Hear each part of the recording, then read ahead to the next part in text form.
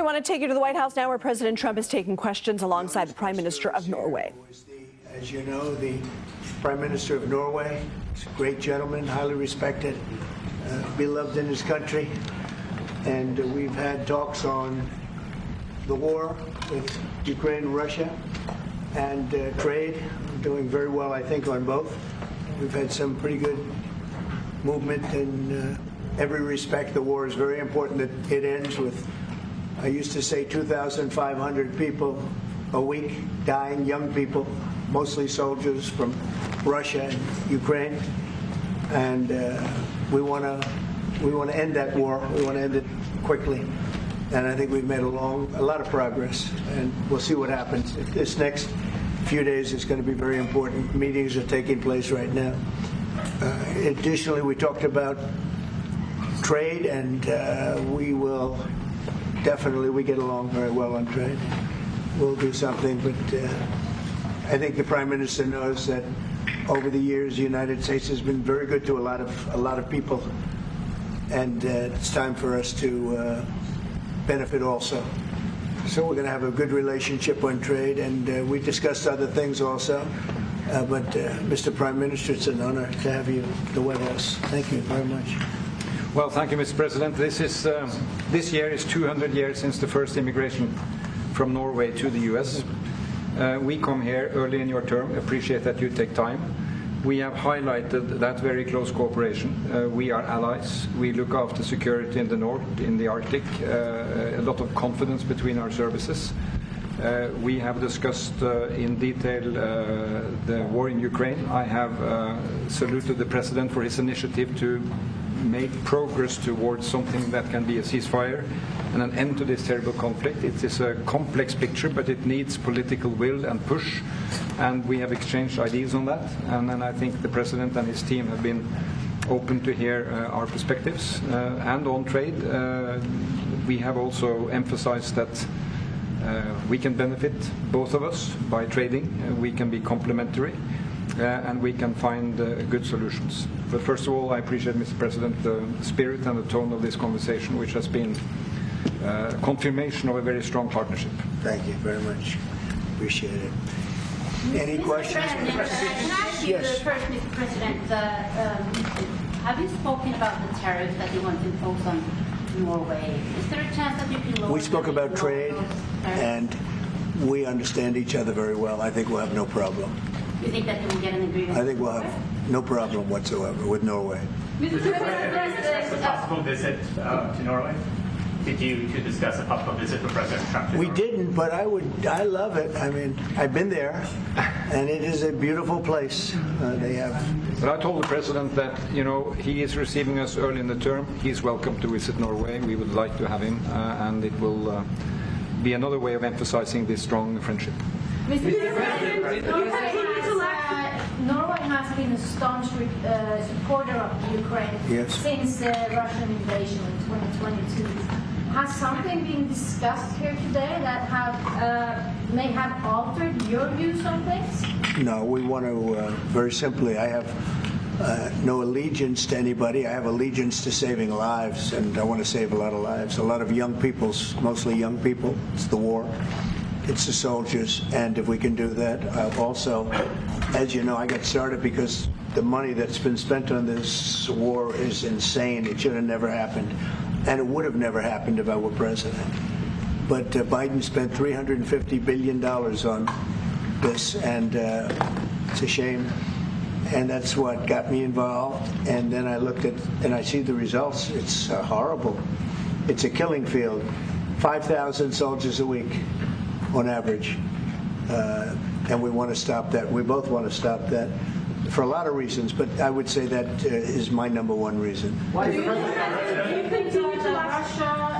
that we will get Russia to accept a deal that also Ukraine and Europe is willing to? I think so, yeah. I do. I believe they will accept, and I think we're going to get this over with. I hope so, soon. You continue to lack support from NATO allies in your goal of obtaining Greenland.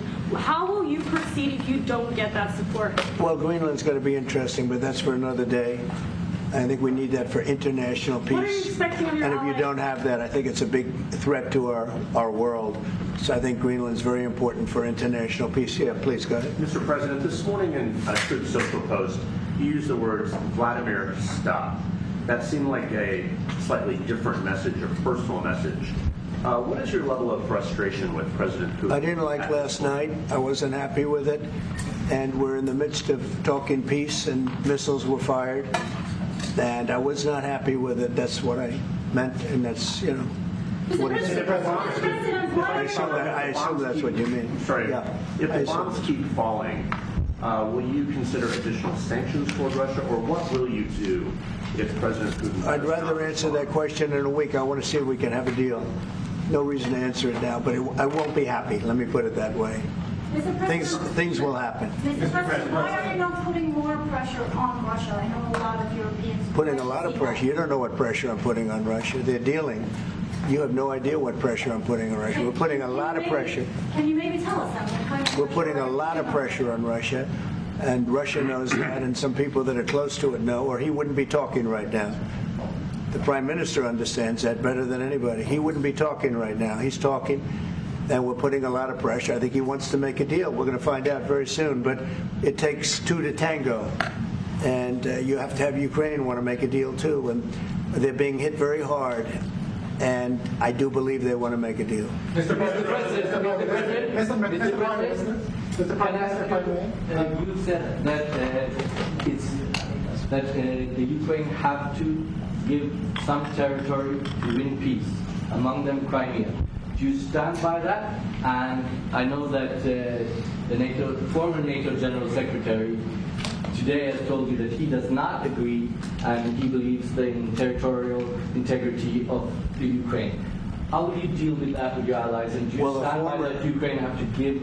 Former Crimea Secretary General happens to be right here, you know, so they can't put words in his mouth. He's been a great general, frankly. It was because that's what you are. Really, you're a general. But he's been a great Secretary General. We had a tremendous relationship, very successful, and I think he could speak for himself. He's right here. But do you still agree that Ukraine have to give some territory away to win peace? Well, it depends what territory. They've been fighting. They've lost a lot of territory. We'll do the best we can. Working with Ukraine, we'll do the best we can. But they lost a lot of territory. When you say Crimea, that was handed over during a president named Barack Hussein Obama. That had nothing to do with me, Crimea. That was 11 years ago with Obama. And they made a decision. There wasn't a bullet fired. There was no fighting. There was no anything. They just handed it over. Now they say, well, can you get it back? I think that's going to be a very difficult thing to do. That was given by Barack Obama when he was president, not by Donald Trump. Thank you, Mr. President. you had a long meeting, Peace Mr. President. proposal that you put on the table. It's a 30-day ceasefire proposal. Your national security team presented it to both Ukraine and Russia. 2 months ago, Ukraine agreed to that ceasefire proposal immediately. Russia has not. And my question is Russia the obstacle to peace based upon that, just getting to that 30-day ceasefire? I don't think so. I think that they both want peace right now. They're ready to do something. We'll see what happens. Complicated, very complicated. But I think they are both very much looking to make a deal. Marco, what would you say? Well, first of all, what was put before our partners was options to discuss about things that it would take to end a war. This war is endable. Both sides just have to agree to it. We've shown them a pathway forward. We've discussed those ideas. There was a good meeting yesterday. There'll be good meetings over the weekend. We've shown them the finish line. We need both of them to say yes. But what happened last night with those missile strikes should remind everybody of why this war needs to end. It's horrible those missiles landed. What's even worse is there are today people that were alive yesterday that are not alive today because this war continues, and the president wants to stop it. And everyone should be thanking the president for being a peacemaker and trying to save lives. That's what we're trying to do here. It's not our war. We didn't start it, as you know. But we're trying to end the dying. We're trying to end the destruction.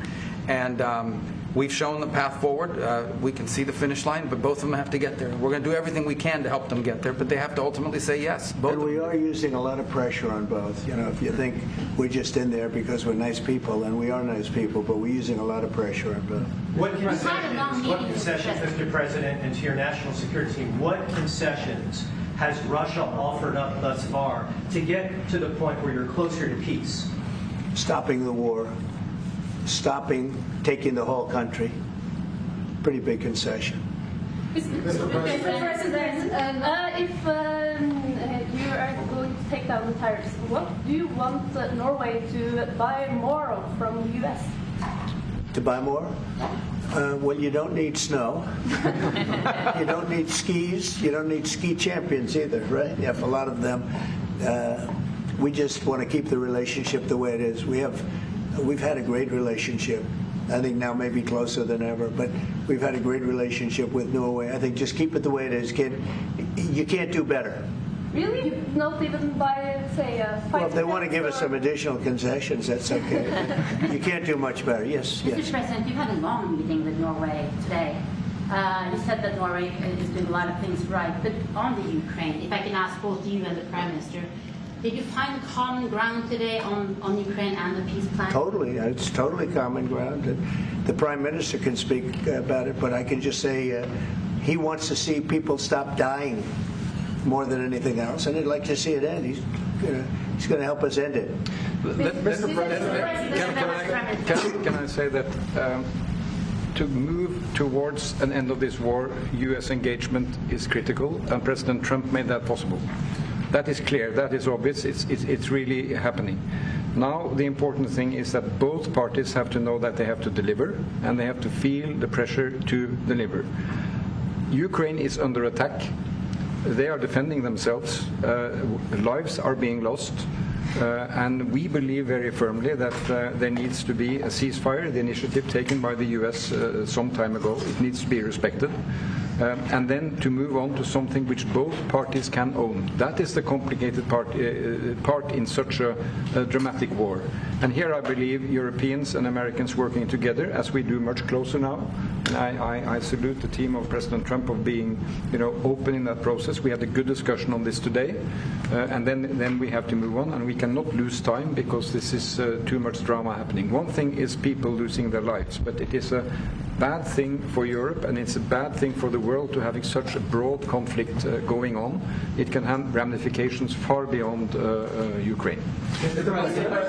President, follow-up question. Mr. President, if I forgot my question. I wanted to ask about. It's all right. That happens. It happens sometimes. Yeah. No, Mr. President, I wanted to ask about the. Zelensky has said that he wants more Patriot missiles. So far, has been no response from the United States.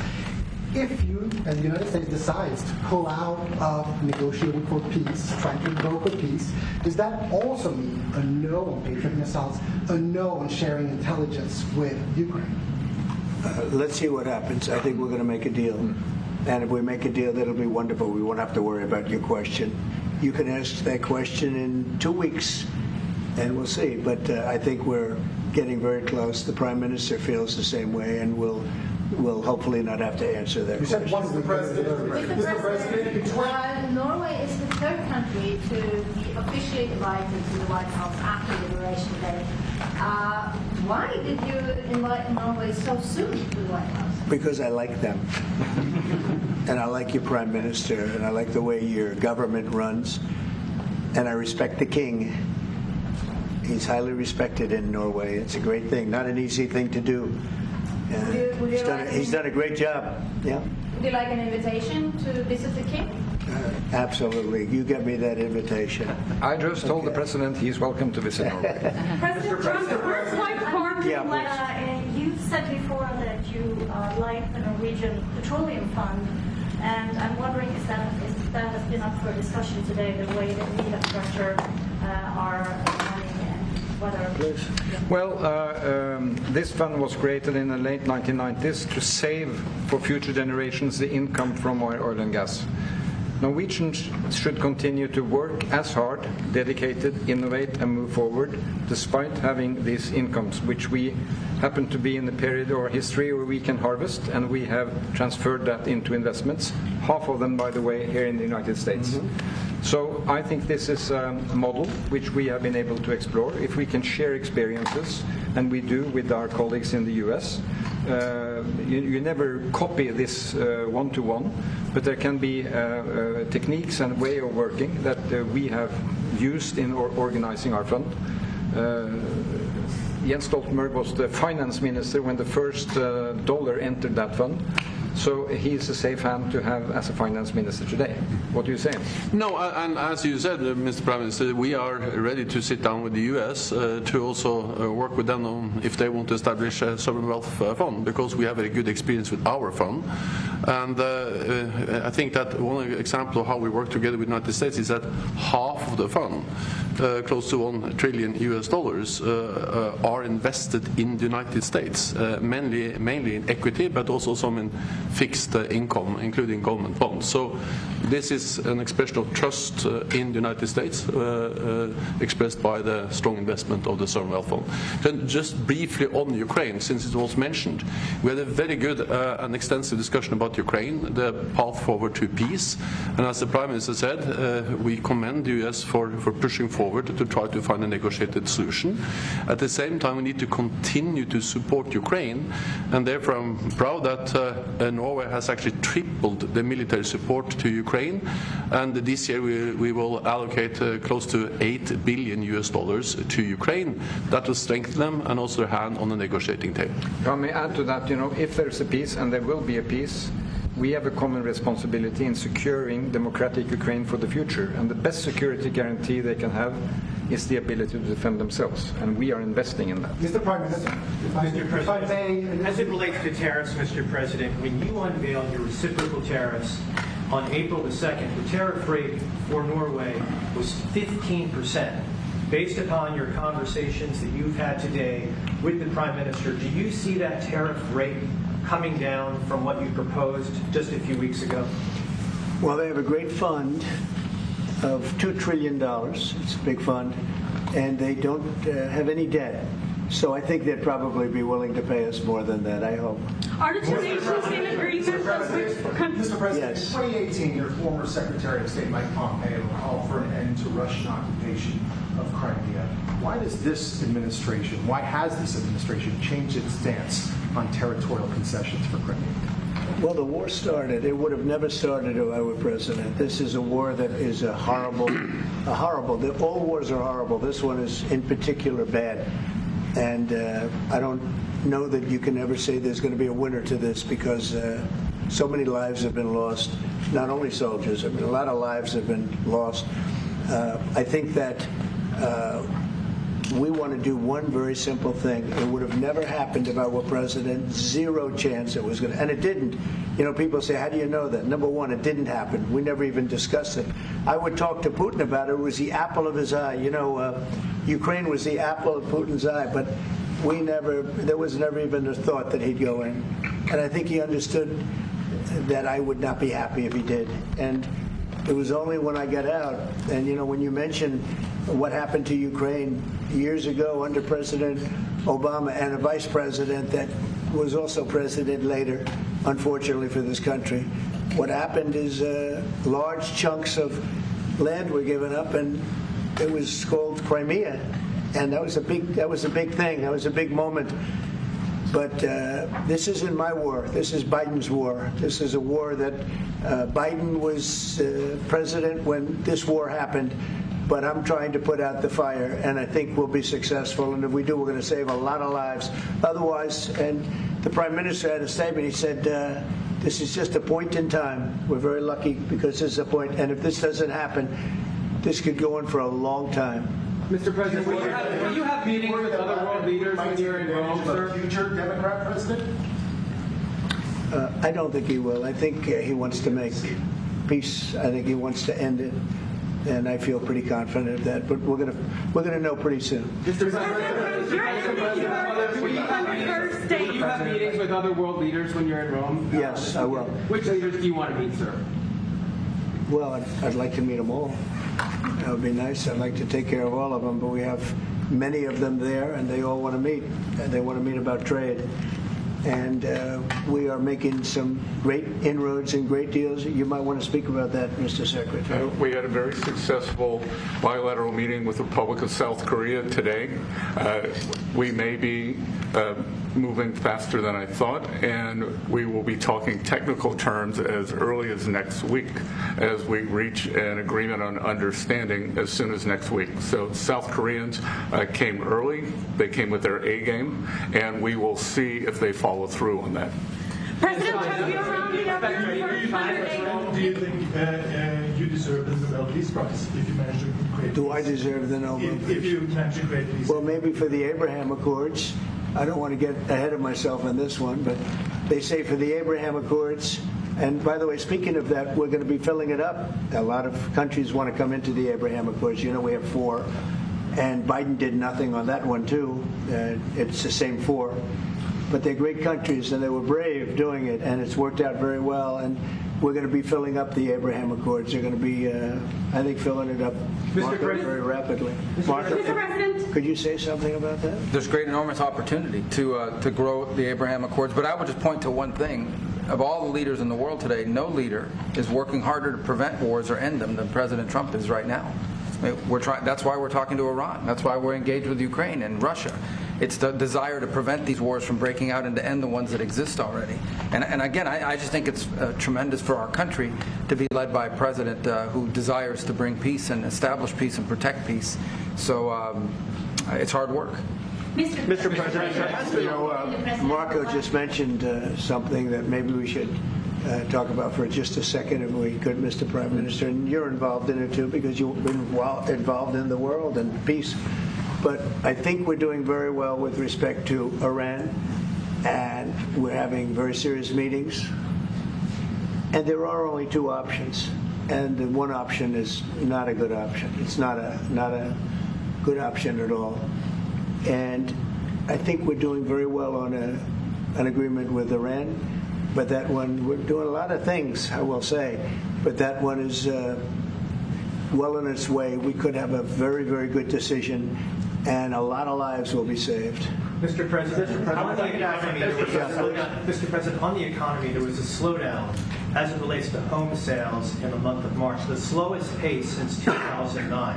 Is that an economic indicator, and perhaps the Treasury Secretary can weigh in on this as well, is that an economic indicator that concerns you about the broader U.S. economy? No, they had very good numbers on housing today, extremely good numbers, and that's despite interest rates, because, you know, if you look at what happened, everyone said, oh, I said I was going to get prices down. I did. Energy just hit $1.98 in a couple of states. It's way down. Energy's down, and we're about $64 a barrel. When I came in, and we were looking at $89, $90, $95. And by the way, that helps us solve the war, too. Having those energy prices is a big incentive for Russia to also agree with solving the war problem. Groceries are down. When I was with you 2 months ago, you were complaining about eggs. I said, I just got here. I was here for about a week when the press started saying about eggs have gone through the roof. I said, I just got here. Tell me about eggs. And they happened. They went through the roof, and you couldn't get them. So we just had a big Easter egg hunt at the White House. Thousands and thousands of eggs. And the price was down 87%. So we did a great job. Housing is doing very well. We should lower interest rates. That's the Fed. I hope they lower interest rates. That's a smart thing to do. Be ahead a little bit, although already it's a little bit late. But in the end, we just have a great country. We have a very strong country, and we have every other country. I can't think of one country that doesn't want to negotiate a deal. And they either negotiate a deal or we set a deal that we think is fair. Because we don't have to go through all of these. It would be physically impossible. You know, you have so many people that really understand it, which is a very small group of people here. And we are going to, at some point, just set prices for deals. Some will be tariffed. Some treated us very unfairly. They'll be tariffed higher than others. But we've been ripped off for many, many years. The United States has been ripped off like no country probably in the history of the world has been ripped off for 45, 50 years. And countries have gotten rich by doing that with the United States. We've taken care of their militaries, and military is another subject we talk about. We're not going to make that subject to any of the deals, But, you know the same countries that I do where we virtually take care of their military and then don't get treated fairly on trade. So the people, and I don't blame those countries, I blame the people that sat at that beautiful desk right behind you, because those people didn't do the job for this country. And they let us lose $4 billion a day on trade. We were losing $4 or $5 billion a day on trade when I got here. And now we're going to be much better than breaking even, and we're going to be making $4 or $5 billion a day on trade. So, but I don't blame any country, not the worst of them. We were abused by countries. I blame the President of the United States that happened to be sitting when these deals were made. Disgraceful. When I was here, we had a great 4 years. We had the most successful economy in the history of our country, my first term. And we were very tough on trade. And with China, as you know, they paid hundreds of billions of dollars in tariffs. But nobody else ever did that. China paid not 10 cents to any other president. And but not only China, virtually every country got away with murder. And we just can't let that happen. Thank you very much, everybody. Thank you very much. Appreciate it. Thank you very much. We have been watching President Trump speak alongside the Prime Minister of Norway following their bilateral meeting at the White House. We heard them discuss trade and the war in Ukraine, as well as the president's previous statements of wanting to take over Greenland. When it comes to Ukraine, the president said that he does not have allegiance to anyone. He has an allegiance to saving lives. But he said, I didn't like last night, wasn't happy. In the middle of talking peace, missiles were fired. I wasn't happy about it, talking about an overnight attack that Moscow launched against Kyiv. Let's go ahead and bring in CBS News Chief White House correspondent Nancy Cortez with me for more. Nancy, since I mentioned talking about the war in Ukraine, what other headlines stood out to you? And then we'll talk trade. Well, the president was asked a lot, Lindsay, about where negotiations stand when it comes to ending the war, something he originally said he would be able to accomplish within 1 day of becoming president. He expressed frustration with Vladimir Putin of Russia for bombing Kyiv overnight. He said that needs to stop. But when he was asked what kinds of concessions Russia needs to make to bring the war to an end, or any concessions that Russia has offered to make so far, he said, well, they're stopping the war. They're not taking all of Ukraine. That's a big concession. I can guarantee you that the Prime Minister of Norway, sitting right next to him, feels very differently about that. And certainly Ukraine feels very differently about that as well. And another troubling sign to Europeans who feel that the U.S. is taking Russia's side in these negotiations, which will make it more difficult to broker a deal. Yeah, President Trump saying it would be very difficult for Ukraine to get Crimea back. The Norwegian Prime Minister, as you mentioned, saying we have a responsibility to secure Ukraine, and the best security defense is making sure Ukraine can defend itself. Let's talk trade, Nancy. Any breakthroughs between Norway and the U.S.? No, although the president was very complimentary of Norway. He says he thinks they'll be able to reach a deal. And interestingly, the Treasury Secretary, Scott Bessent, who was sitting there in the Oval Office, said that things are moving very quickly with South Korean leaders and that he believes that the U.S. could strike a trade deal with South Korea as early as next week.